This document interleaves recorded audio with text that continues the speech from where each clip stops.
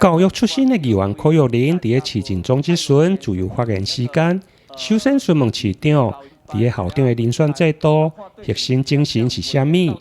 市长回应，为每一间学校遴选出一位好的校长。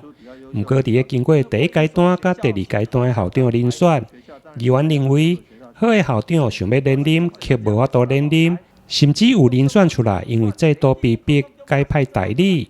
议员批评到底是教育局无能力，或者是误判，要求教育局长要公开道歉。今年国中校长遴选第一阶段校长连任的部分，连任有一个金德国中校长无通过连任，校长、家长、老师都有错愕，想要联署抗议来跟我讲，然后我到处沟通说没有。好，未连任的理由，咱的教育局已经有下出来，伫公告里来讲，优秀的校长另有重用。市长，这个优秀的校长是谁？另有重用去哪里？德国中的周校长，你若重用讲去永康国中，银德国中的人就讲，我等银德国中做校长就无重用吗？连任的话就是4年一任嘛，4年一任，4年就要检讨啊。连任，那局长不同意他的连任，但是重用没有道理。咱的教育局长遴选委员会主席，你无主导权吗？局长你无主导权吗？一致啊。我问清，投票你无主导权。无为什么显化国中需要一个校长，你为什么无心遴选？是你无能力，还是误判？你无能力，还是误判？没有人填志愿。什么没有人填志愿？你本地要有一个海淀国中校长去，尾到尾也无法度。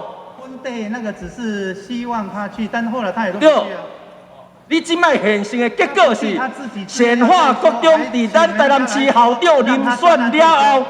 遴选了后是无市长，是无校长的哦。当地的校长要有经营学校。即摆校长是代理哦，你即摆个派代理哦，出身未捷身先死，连就任都无就任。他不去，还拜托人家还说让他。你就任都无就任呢？给他退休了又后悔说。你知我意思无？可以去。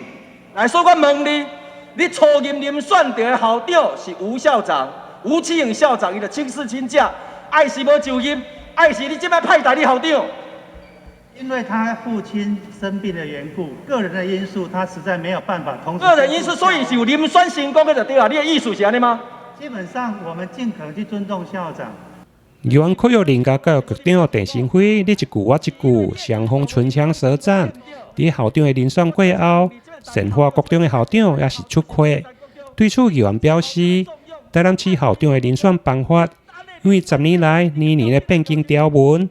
无法度形成稳定的制度，议员认为应该将校长的遴选办法提升为自治条例，确保遴选制度的稳定性。台南新闻联跟刘品言采访报道。